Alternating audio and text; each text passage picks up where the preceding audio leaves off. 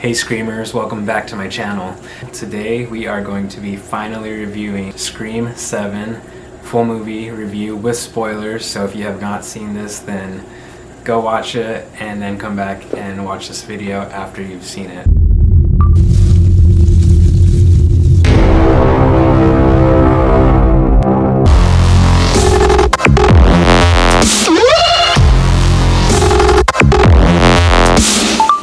Before I start this review, I know there's been so much controversy with this movie and the firing or the not renewing of the contract with Melissa Barrera, and then the directors leaving, and just like so much stuff that became political. And I just want to say that my going and watching this movie and supporting this movie and reviewing this movie has nothing to do with that. I have beliefs that I do stand for. I don't want to get conflated in that sense, but when it comes down to horror movies, and especially Scream, this is one of my favorite franchises, and especially with how dark the world can be nowadays, like, I'm not going to deprive myself from something that makes me happy, that's made me happy since I was literally 6 years old. I've been watching these movies, and yeah, does that explain a lot? But yeah, I'm not going to deprive myself of that because of all this like dark nonsense going on. The fact is, Sidney is back. I'm happy about it. And Ghostface is back. I'm happy about it. I'm going to watch this movie. I'm going to watch the next movie and the next one. Even if they keep pumping out garbage. Like, to be honest, I'll tell you right now, this movie, one of my least favorites in the franchise. I'll even say it, like, it's the final act. That's what everybody's saying. The final act really sucked, and I'll get into that later, but it's still good. I love every movie in this franchise. Scream 7 disappointed a little bit, but it's not like a full letdown, and I did get what I wanted from it. It's just, you know, the ending, God, why can't they just get the fucking ending right? The last two endings of these last two movies were just so bad. They kind of like ruined the whole movie before that were really decent. And with Scream 6 also, I didn't like it, but then I watched it the second time and I think I liked it more. But yeah, I watched this one 2 times, and the second time was the same thing. I liked it more than the first time because the first time the ending just fucked it all up for me so much. But now I got to like go in and watch it again and know how dumb the ending is going to be and just like get to enjoy the movie for what it is. It started out really strong. The original Sidney's Lament song comes on, and it's done a little differently, I think, more modern. You know, Marco Beltrami is back, and it's the first time he's been back since Scream 4. And I think that the music for Scream has always been so good, at least in the first 3. I wasn't crazy about it in the 4th, 5th, or 6th, but the first 3 were pretty good soundtracks, and then also just like the score of the movie done by Marco Beltrami was just so influential on it, and I really feel like that was a strong point that Scream 7 had, was the music was just on point. It really did feel like those original Scream movies. It was really moody music. Sidney's Lament at the beginning set it off right. Even like just the sound of it all. Once you see them driving in on the first scene, this big empty field, and they're pulling up to the Stumacher house, and just like the feeling of the darkness around the house just feels really spooky, like they're out in the middle of nowhere. So the first opening kill was pretty good. It was not my favorite, but it was pretty good. I think that the characters were a little unlikable in this universe. You know, the stab movies and the true crime of it all are very like intermingled, so to have this like obsession with true crime is a little bit more like strange than just having like an obsession with horror movies. So, you know, hearing the glorification of like all these dead people in this house and like the dead spots was a little weird, and I don't know, it just made them a little unlikable to me. It is cool though that it does play with like having the Airbnb at the Stu Macher house, because there actually is the Airbnb, which I'm sure you all know about, at the Stu Macher house. It's called Spring Hill Estate, but look it up if you ever want to stay at the Stu Macher house Airbnb. Yeah, they get killed. They weren't very likable, but the kills were pretty cool, and you do see the girl get burned alive, which is a little different for Ghostface, but you know, even for Amber Friedman, when they killed her that way, which is why the girl mentions it in the kitchen, she says I would hate to die that way, and I think that's why Ghostface gets the idea, like, I'm gonna kill her that way, since that's like the worst way to die according to her, which is really fucked up. But it is cool that it adds that like extra level of like darkness, and he like really tortures her by torching her. And then we see the whole house go up in flames, and Ghostface walks out like nonchalant straight into the camera, and it was a strong opening. It was really cool. I was really looking forward to this movie. Then we meet Sidney's daughter, Tatum, and we see some of her and Sidney's interactions, and as soon as Sidney came back on screen, I was just like so happy. I did love 5 and 6. I thought they were good. I thought Sam's character was really cool and interesting, and I think that it was a good idea to not like focus purely on Sidney the whole time, because I don't think we'd be able to have 7 movies if it was all, you know, if they were all Sidney based. But now that we are back to Sidney, it's like we're back to the point. She is the final girl. She is the star.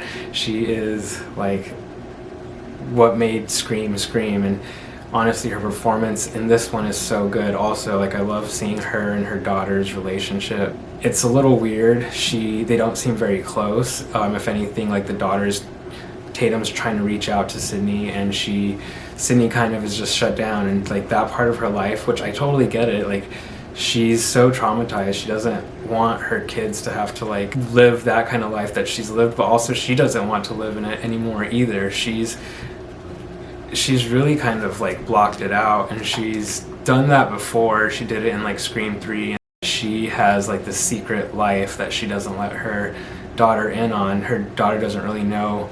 She can find out like online and through all the stories about her mom, but she can't hear it from the source, and her mom is very like secretive and closed off about her past, which Maureen Prescott was also, you know, with when we find out in Scream 3 her whole history in Hollywood, and also having a half-brother. Roman, you know, confronted her, and she never told Sidney about it, and also the affairs. Sidney's obviously a lot better. She's not doing any of this like crazy harmful stuff, but she's just secretive, and she's not really opening up to Tatum. So after we meet Tatum and see her relationship with Sidney, and Sidney's relationship with her husband Mark, who unfortunately was not Mark Kincaid, I think it would have been cool to see Patrick Dempsey return, but I was surprised at how much I actually did end up liking Joel McHale. I didn't see him as a cop, especially like someone that Sidney would marry.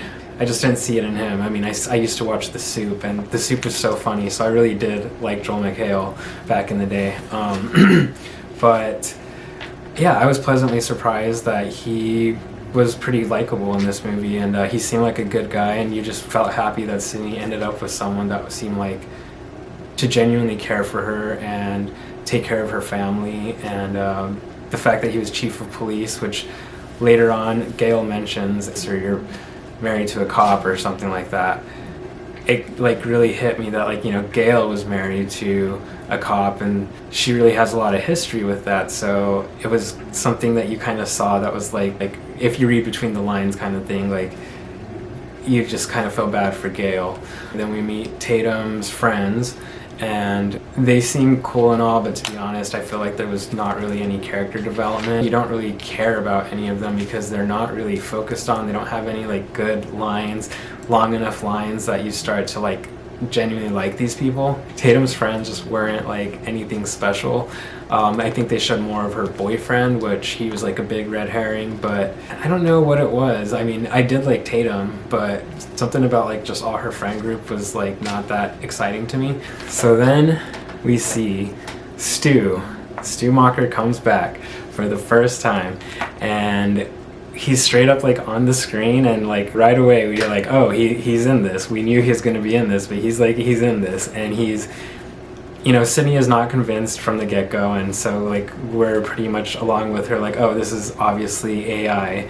And in a weird way, some like the way that it's shot, it does come off a little like strange, like it could be AI. And even later on when they bring the other AI characters in, it's done in such a way that it's kind of weird and unrealistic, so that like it is almost more believable that it is AI, because something does look a little bit off about it. So yeah, we see Stu back, and he's totally Stu. He's got like the mannerisms, the tone, and everything. He starts threatening Sydney, and then he shows her like he's outside of her daughter's school. So then she takes it seriously, right? She calls her husband, and they get the cops over there right away, and she's like hauling ass over there.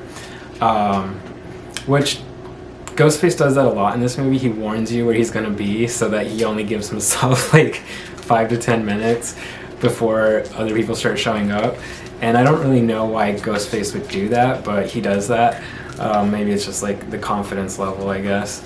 But during that time, he does get a really cool death in, and this is one of my favorite deaths in the entire franchise. That was McKenna Grace's character, and I don't really know this girl, but I really did like her death so much, and I listened to the song from Ice Nine Kills that she is featured in, and it's a pretty cool song. I actually really like it. I'm really into like alternative rock, heavy metal, so this one was actually like a pretty decent like rock song. It was made for this movie, and this reminded me of like What If by Creed on Scream 3, and it has a badass music video. If you have not seen it, go watch What If. Anyway, this one, the music video is cool. It does have like a bit of like a fancier feel. It's almost like a little more emo-ish, but it's a cool song, and I really like the lyrics to it. I feel like I could do like a whole separate video on just like the music of this movie, but I'll just say the lyrics of this song, like, it's talking about like twisting like a knife, and it's talking about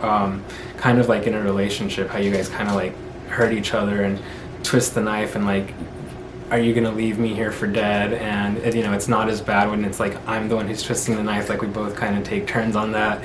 That's what I got from this song. And if you listen to the lyrics to the other song when they're introducing Tatum, this song is called The Kill, and I actually really like this song too. But if you listen to the lyrics, it's about like relating a relationship to like a hunt and a kill, and how like something that's more toxic is more enticing than something that's more safe. The theme of these two songs that are pretty prominent in the movie, and it made me think of like, you know, later on whenever Tatum's boyfriend is killed, she's heartbroken. She's talking to Sydney on probably like one of the best scenes in the movie, and Sydney's teaching her, you know, you're heartbroken, this is really hard, but you just have to survive. And that's kind of like also the theme of a breakup, right? Like you're heartbroken, but you just have to survive, and you have to keep going.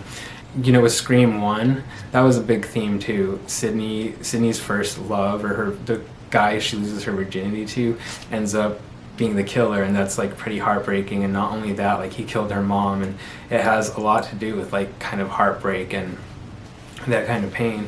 So I found it interesting that the music in this movie, I don't know, maybe it's just me, maybe I'm looking into it too much, but so yeah, McKenna Grace, back to her. We see her get kind of strung up. She's like playing this fairy in a play, and she's kind of swinging around, which, you know, I think you can kind of see right away what's going to happen there when you first see her strung up, because we saw the trailer, which gave it away.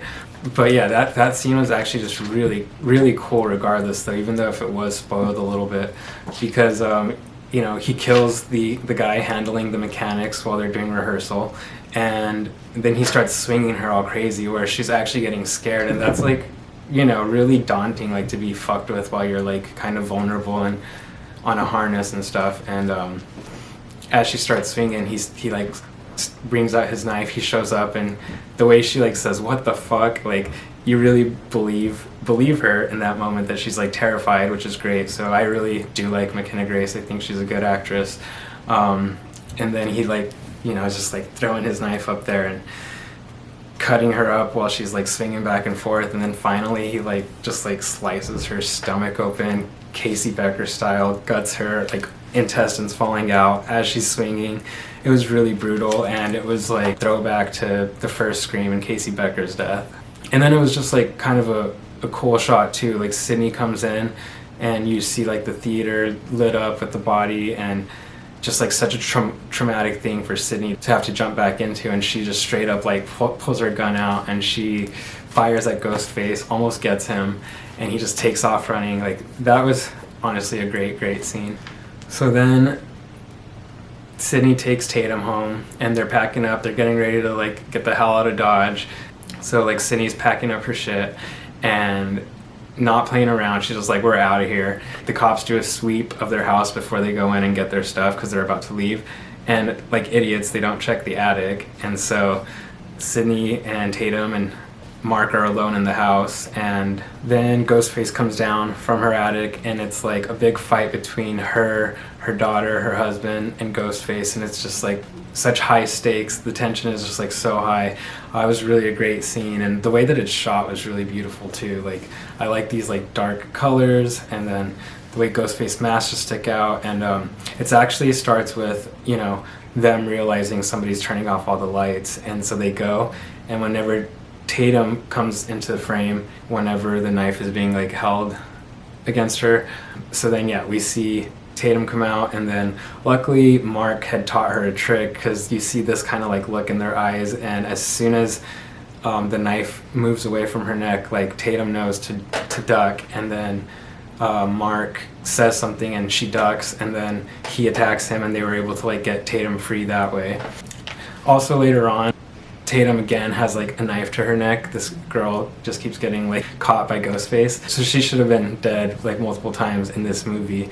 She gets away the second time because she kind of pulls one of those moves that Sydney and Cotton pulled on Scream 2 also, whenever the knife is to her neck and Sydney falls back with Mrs. Loomis while Cotton shoots her, and Sydney does the same thing. She shoots next to her daughter while her daughter like falls back, and she knows that her daughter's going to do that because she's seen her daughter do that earlier with the other Ghostface. So yeah, Tatum gets away from Ghostface with Sydney, and Mark gets like pushed down the stairs, and then they make it to a panic room, and somebody pointed out how like silly it was that they just like immediately leave the panic room right away.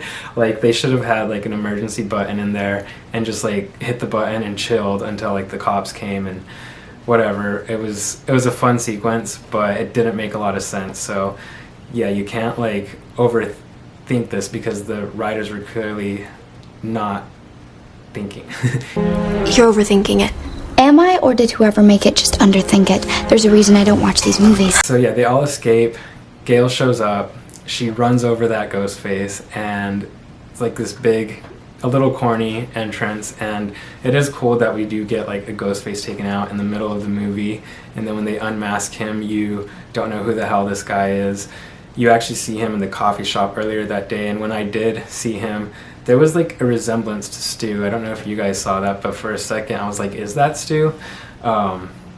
So in a way I feel like I wish it was. I feel like, you know, I'll talk about it later, but the killers were just so bad that Stu coming back to life and being the real killer would have been better than the ending that we got with this one. So right away Sydney knows this is too easy. She doesn't feel like it's over.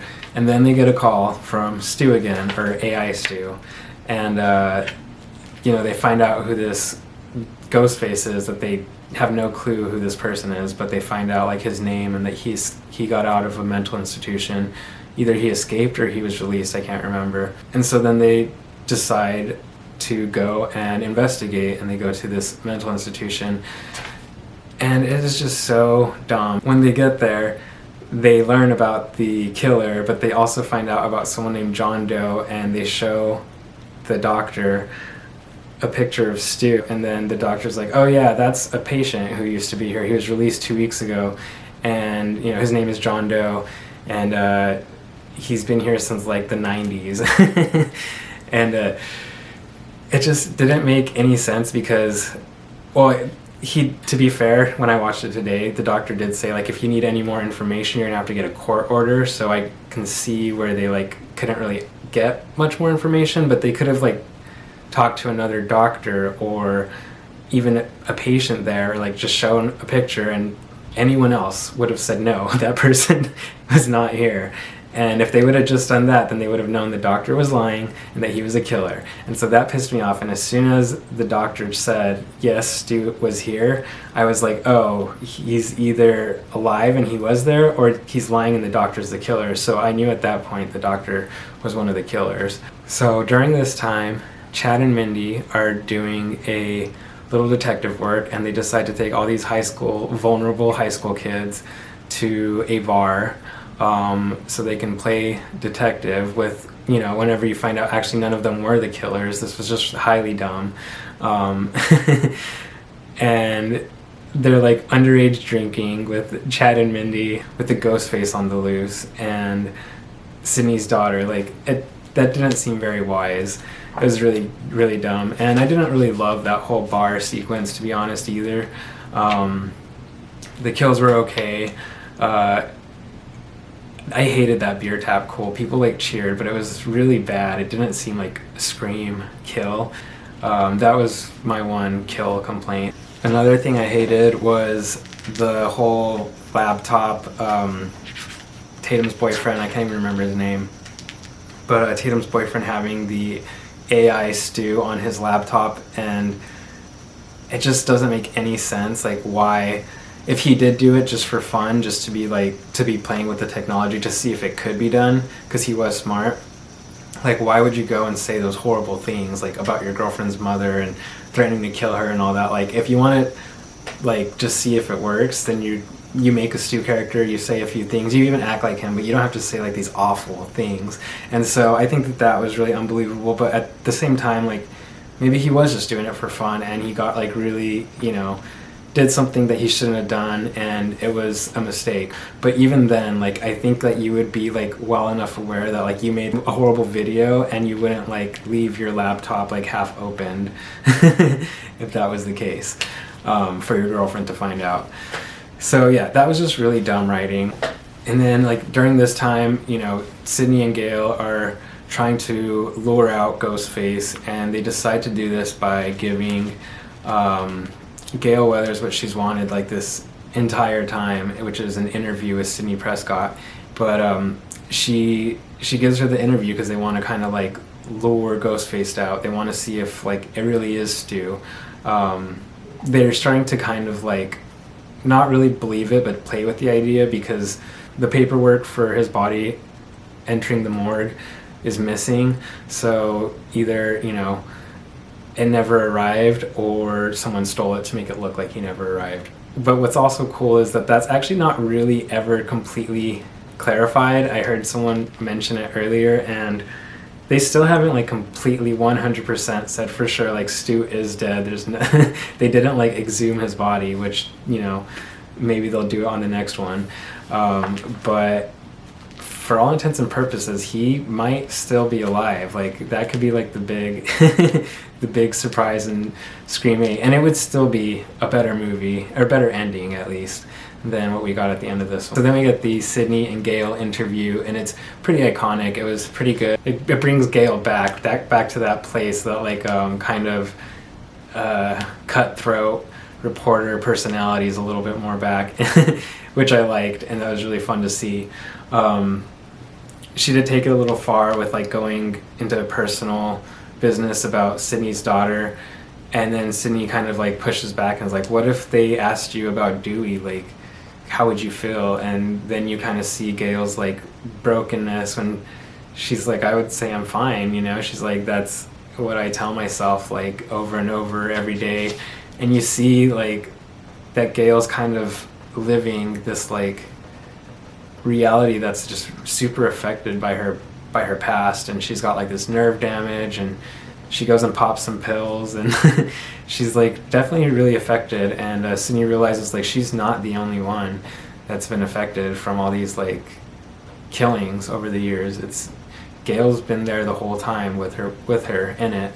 So they really have that, like, that bond of It's like a trauma bond. And then we get Tatum's chase scene. At this point, Sydney knows about the killer going after Tatum, so she's kind of on her way too. She ditches Gale, which doesn't make any sense. Like, she realizes she doesn't have the keys to a car. Instead of going back in and getting the keys or getting Gale to drive her, she just takes off running, which doesn't make any sense. She never gets to Tatum in time because of that just dumb decision. It doesn't seem like that's something Sydney would do. It seemed, I don't know. So that was another dumb thing. But as far as Tatum's chase scene, that was pretty cool. I didn't love that it was like so out in the open, because like if everybody's inside because of this curfew, like there's gonna be cops patrolling the streets, there's gonna be cops like around these people, obviously, because they're targets, and it was like the cops just like ceased to exist, and I thought that was like really unrealistic. Tatum's just like kind of running around the middle of like the town square, nobody's around, and she's screaming at the top of her lungs trying to get into these buildings. And what was cool about that whole chase scene was like the shadows. I love seeing like Ghostface's shadows like all over the walls, and he just looks like this like haunting figure that you can't really escape from, and it felt very reminiscent to like Nosferatu. And also Scream 5, the Ghostface, the parking lot scene had like this really cool Ghostface silhouette. So then I get to that scene that I mentioned before where Sydney and Tatum are on the phone, and she has to like tell Tatum where the killer is so that she can shoot him through the wall, because he's gonna start like breaking through the wall if not. And that was a pretty emotional scene. I didn't get as emotional the first time. I was more like, I think I was just more into the fear part of it, but this time I was more like, I think it was just those words where she says, where Tatum's breaking down and she's like, her boyfriend was just killed in front of her and she's really hurting. She's like, her friends are dying and she's never experienced this. Like, this is her first time seeing anything like this, and Sydney like has to like console her but also help her survive. So she tells her like, you know, right now your focus is surviving, it's not all this like other heavy stuff. And that kind of got to me, just the vulnerability and the love between the two. That was a good scene, and that was like the highlight of the emotions for this movie. That was like, I think, peak. We do get one more cool shot where there's two ghost faces coming at Tatum, and they get her, they kidnap her. That was pretty scary, so I like that. But after that, like, the rest of the movie just went so downhill. The final act of the movie just should have totally been rewritten and done over. I think it was like the worst killer in like the whole franchise. I didn't like, I don't know her name, the blonde lady. Her acting was pretty okay. I just, like, the motive was really stupid, and I don't even know what the doctor's motive is. Like, it was kind of lost on me. I saw it twice, and I tried to catch it the second time, but what was his motive? Like, I didn't even get his motive. But he was kind of the one who put them all together, but he didn't really have a motive, and his death was really, like, unmemorable. And then her too, like at the end when it's just like her, this blonde lady and Sydney fighting, and she's not even in the costume anymore. It's like, it's not even visually exciting. Something about the setting wasn't that exciting. I thought it was cool that they ended up back at Sydney's house, just because this movie was about, like, you know, home is where the heart is.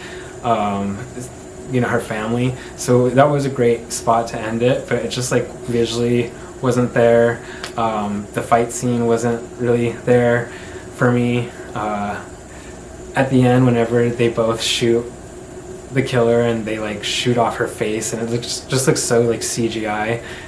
People like laughed, but I just thought it was bad. It was just, I don't know. It was just a horrible, horrible ending to a pretty decent movie, and so that was unfortunate. And then like the AI stuff, whenever Sydney enters the house and there's just like monitors everywhere and all the old killers are coming back, like it's just like feeding into the nostalgia of it all. It was just a little bit like over the top, and in a way it was good that it looked a little bit over the top, because then it's like, it does look like AI almost, like they're not trying to make it look like that real. But at the same time, it's like, I don't know why they would have age progressed all these characters. I think it would have been a better AI situation if they used actual AI and de-aged them and had them given their their speeches on the monitors as their younger selves, because that would have been a little more like, this is AI, you know what I mean? But because they didn't do that and they aged like all the killers, it just seemed weird. And I get why they did that to Stu, because they're trying to make him seem alive, but to do that with all the rest of them, I think like it just would have made more sense to not do that. In the end, we find out her husband Mark is actually alive still, and he's just been like suffering all day. Another thing about that too is like, you know, with this killer being on the loose and then the police chief is like missing all day, like where are all the cops? Like they never came looking for him. It doesn't make any sense. Anyway, so I am happy that he lived though, and I'm happy for Sydney and her family, but at the same time I do feel like it would have been more dramatic and more Scream if he would have died. Anyway, the point is like, you can't be scared to kill people in a horror movie. I think I would have liked it more if Mark would have died, but I'm happy for Sydney. A big theme I think for this whole movie was between Sydney and her daughter, and it was Sydney realizing that she wants to teach her daughter how to survive in this world as opposed to protect her from it. And I actually found that that is the same kind of theme for the end of Buffy season 6 with Dawn. Buffy decides like, I don't want to protect you from the world, I want to show it to you, I want to like help you survive in it and show you this world and like teach you how to fight in it. And if you know Buffy then you would know the reference, but it's like the same kind of idea. Like Sydney has realized that by shielding her daughter from the world, she's not getting her ready to live in it. And that doesn't just apply to like Ghostface, but it applies to like the way she's just been shut down, and she realizes that like her daughter is someone who is important to her, and she needs to share her life with her if she is important to her. And she starts to do that at the end. She gives her daughter the full kind of story on Tatum and why she's named Tatum, because her daughter kind of doesn't like the name at one point. She feels like Tatum was a victim, and Sydney has to teach her like, no, Tatum was like a really cool chick and she was my best friend and I loved her, and that's why I named you Tatum, because she was like a strong, fierce minded person. And then you start to see like that connection more of like Sydney and her daughter, and like Sydney realizing like, I need to open up, I need to teach my daughter, I need to show her what it is to be, you know, a final girl. Thank you guys for watching. If you like this review, please don't forget to like, subscribe, and leave a comment below. We could talk about what you liked and what you didn't like in this movie, and what you want from the next movie too. It's a Scream, baby!